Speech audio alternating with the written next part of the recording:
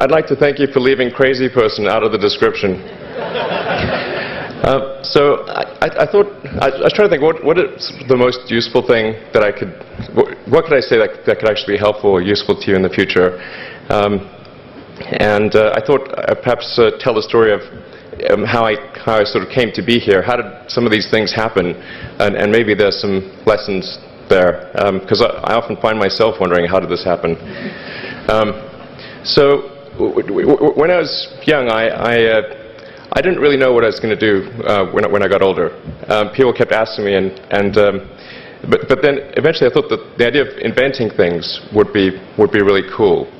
And the reason I thought that was because I read a quote from Arthur C. Clarke, which said that a sufficiently advanced technology is indistinguishable from magic, and that's really true. If you go back, say 300 years, the things that we take for granted today would be you'd be burned at the stake for.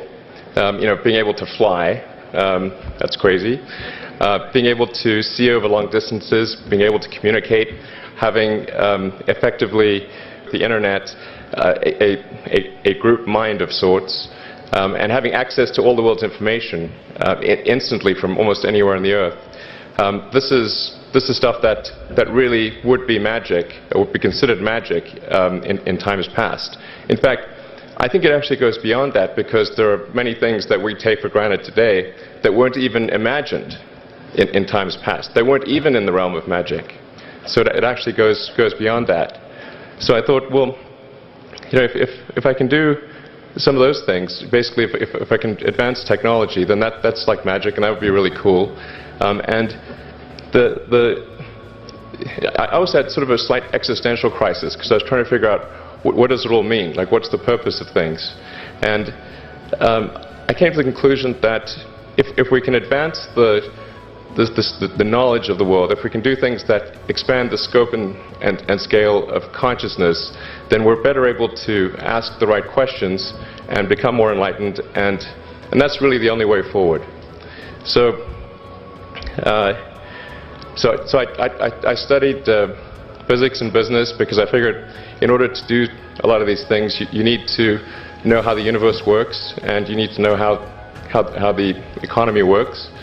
And you also need to be able to bring a lot of people together to work with you to create something, because it's very difficult to do something as an individual if it's a significant technology.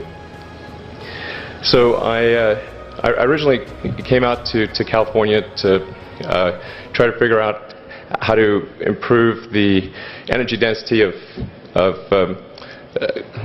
electric vehicles, basically to try to figure out if there was an advanced capacitor that could serve as an alternative to batteries. And that was in '95, and that's also when the internet started to happen. And I thought, well, I can either pursue this technology where success may not be one of the possible outcomes, which is always tricky, or participate in the internet and be part of it. So I decided to drop out. Now, obviously, fortunately, we're past graduation, so I can't be accused of recommending that to you. So did some internet stuff. Did a few things here and there. One of which was PayPal. And I think maybe it's helpful to say one of the things that was important then in the creation of PayPal was kind of how it started, because initially the initial thought with PayPal was to create an agglomeration of financial services, so to have one place where all of your financial services needs would be seamlessly integrated and work smoothly. And then we had like a little feature which was to do email payments. And whenever we'd show the system off to someone, we'd show the hard part, which was the agglomeration of financial services, which was quite difficult to put together. Nobody was interested. Then we'd show people email payments, which was actually quite easy, and everybody was interested. So this is, I think it's important to take feedback from your environment. You want to be as closed loop as possible. so we focused on email payments and really try to make that work, and that's what really got things to take off. But if we hadn't responded to what people said, then we probably would not have been successful. So it's important to look for things like that and focus on them when you see them, and you correct your prior assumptions. And then let's get some more. Going from PayPal, I thought, well, what are some of the other problems that are likely to most affect the future of humanity? It really wasn't from the perspective of what's the rank-ordered best way to make money, which is okay, but it was really what I think is going to most affect the future of humanity. So I think the biggest terrestrial problem we've got is sustainable energy, but the production and consumption of energy in a sustainable manner. If we don't solve that this century, we're in deep trouble. And then the other one being the extension of life beyond Earth to make life multiplanetary. So that's the basis for the latter is the basis for SpaceX, and the former is the basis for Tesla and Solar City. And when I started SpaceX, initially I thought that, well, there's no way one could possibly start a rocket company. I wasn't that crazy. But then I thought, well, what is a way to increase NASA's budget? That was actually my initial goal. So I thought, well, if we can do a low-cost mission to Mars, something called Mars Oasis, which would land seeds with seeds and dehydrated nutrient gel, and you hydrate them upon landing, and then you'd have this great sort of money shot of green plants on a red background, and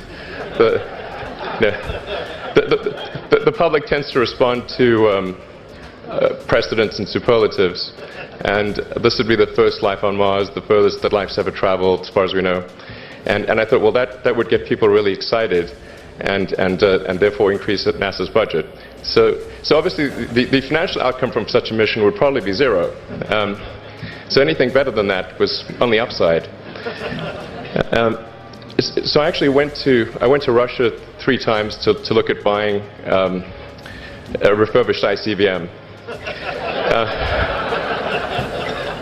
Because that was the best deal. And I can tell you it was very weird going there in late 2001, 2002, going to the Russian rocket forces and saying, I'd like to buy 2 of your biggest rockets, but you can keep the nuke. That's a lot more. And that was 10 years ago, I guess, so they thought I was crazy, but I did have money, so that was okay.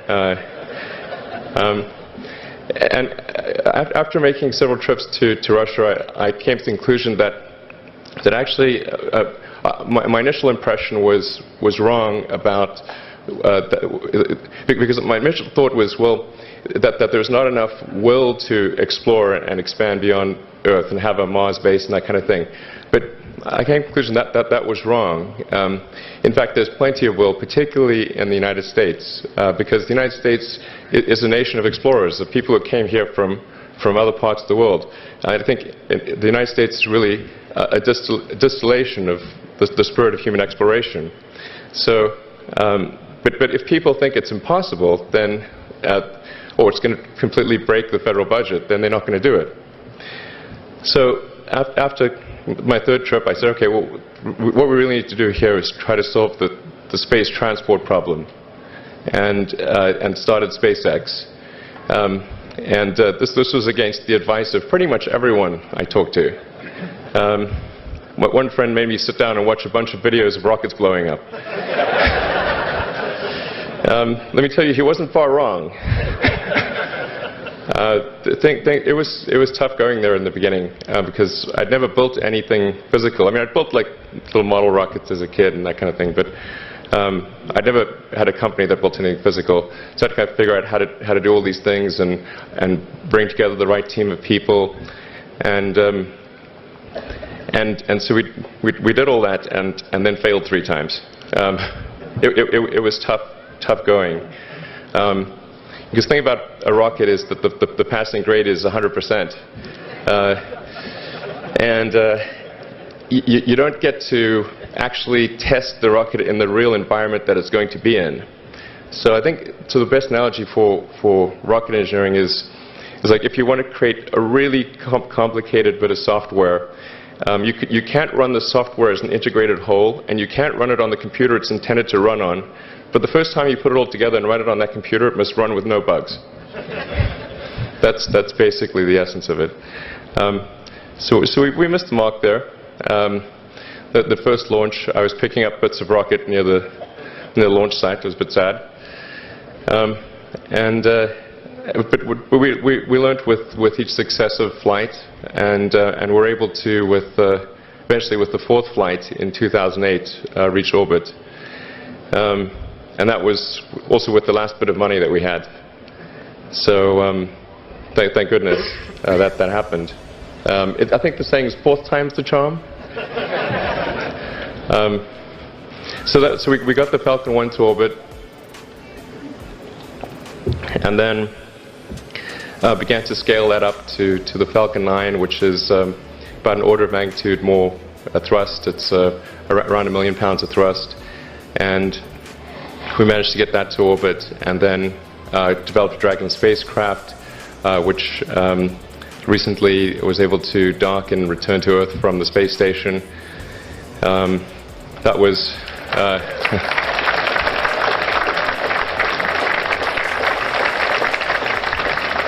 thanks. That was a white-knuckled event. Yeah, it's a huge relief. Still can't quite believe it actually happened.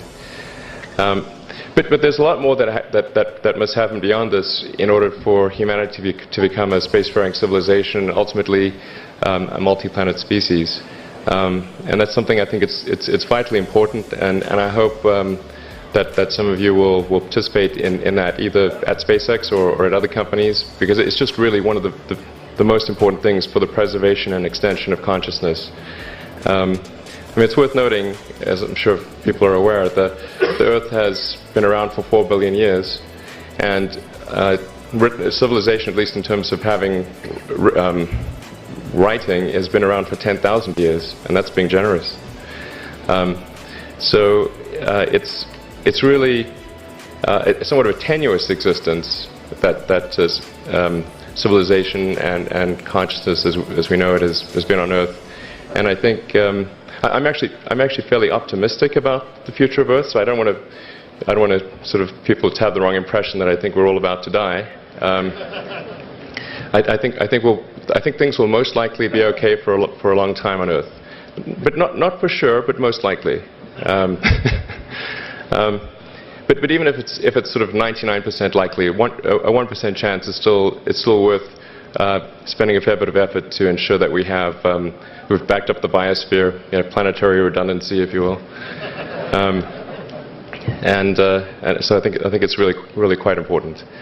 And in order to do that, there's a breakthrough that needs to occur, which is to create a rapidly and completely reusable transport system to Mars, which is one of those things that's right on the borderline of impossible. But that's sort of the thing that we're going to try to achieve there with SpaceX. And then on the Tesla front, the goal with Tesla was really to try to show that what electric cars can do, because people had the wrong impression. We had to change people's perception of an electric vehicle, because they used to think of it as something that was slow and ugly and had low range, kind of like a golf cart. So that's why we created the Tesla Roadster, to show that you can be fast, attractive, and long range. And it's amazing how, even though you can show that something works on paper, and the calculations are very clear, until you actually have the physical object and they can drive it, it doesn't really sink in for people. And so that I think is something worth noting. If you're going to create a company, the first thing you should try to do is create a working prototype. Everything looks great on PowerPoint. you can make anything work on PowerPoint. But if you have an actual demonstration article, even if it's in primitive form, that's much more effective for convincing people. So we made the Tesla Roadster, and now we're coming out soon with the Model S, which is a four-door sedan.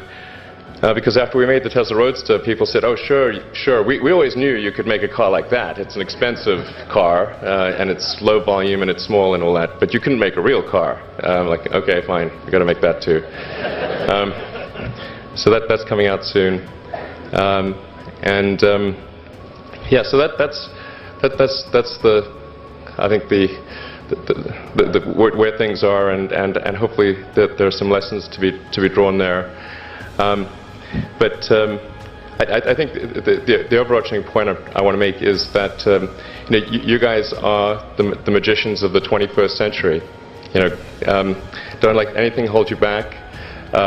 Imagination is the limit, and go out there and create some magic. Thank you.